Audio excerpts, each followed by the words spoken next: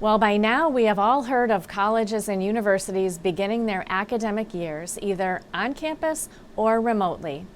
In late summer, I sat down with Elms College President Harry Dumay to talk about higher education during a pandemic and the challenge the college is taking on to make this semester a success. Well, thank you so much, Dr. Dumay, for having us on campus today at Elms College. And you're going to be going into your 4th year as president here at the Elms. And I know these times are certainly unprecedented. And how is the college, the faculty, staff, students, how have they been handling this pandemic? Well, first of all, let me thank you, Sharon, and thank you to Real for coming back to the Elms College campus and to the entire Catholic community in the diocese for the ongoing support that they've been providing to Elms College. To the question as to how the Elms College community has responded to the pandemic, I couldn't be any prouder of the entire Elms College community, students, faculty, staff, trustees, alumni, supporters, through this entire ordeal.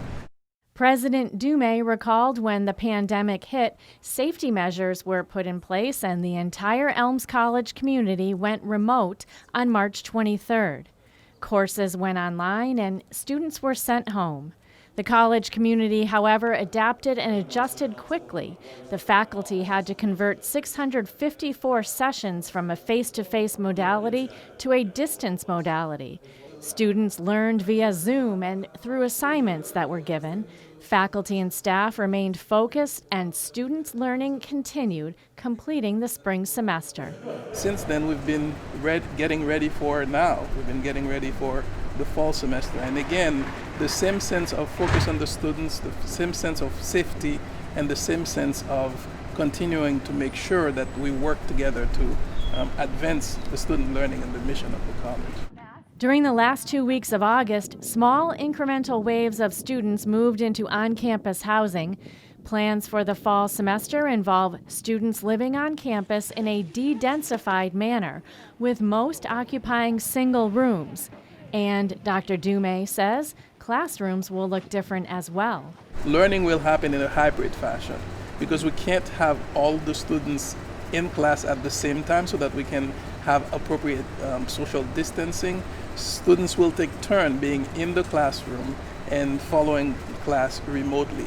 We've provided every student who wanted an opportunity to have in-person interaction to have that opportunity, but it is up to them, except for certain classes, the laboratories and the like, which can't happen remotely, but students have a choice. And so we're calling this the Elms Flex, which provides students maximum flexibility so that they can be safe, but they can have this vibrant, nurturing environment that we state in our mission statement that we provide students. Students, faculty, and visitors will follow all of the general CDC guidelines, says Dr. Dumay, including the wearing of face masks and use of frequent hand washing and hand sanitizers and contact tracing.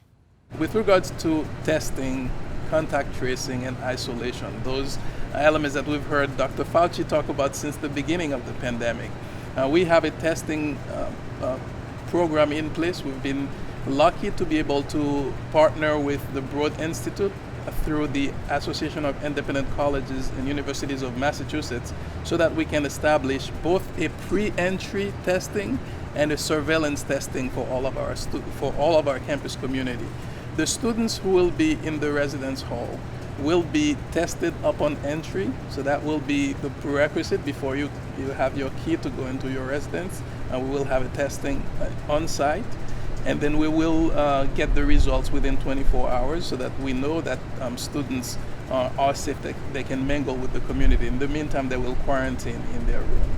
And then after that, so that testing upon entry, and after that we will do surveillance testing for students every 24 hours, every week. So the students will have every week testing, so that we can make sure that we don't have an outbreak in the residence hall.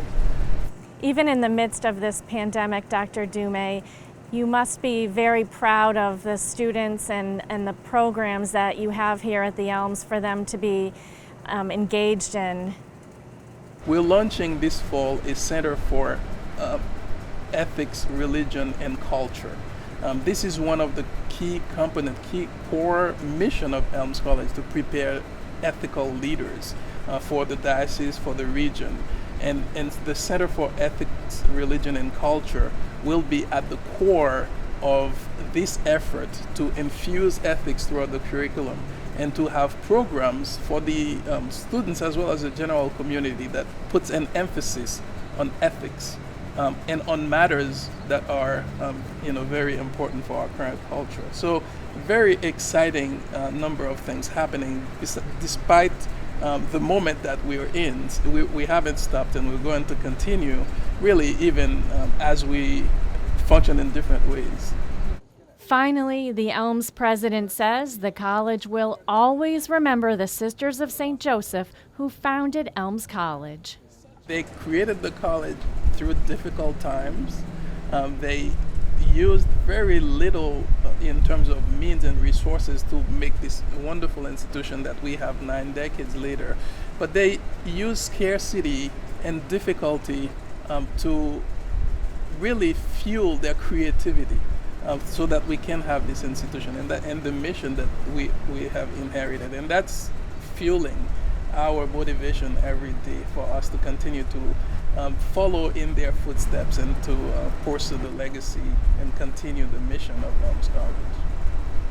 Very good. Well, thank you so much, Dr. Dumay, and best of luck to you. Thank you very much. Thank you to you, Sharon, and thank you to Real once again. Our pleasure. And we wish all students well as they begin the fall semester.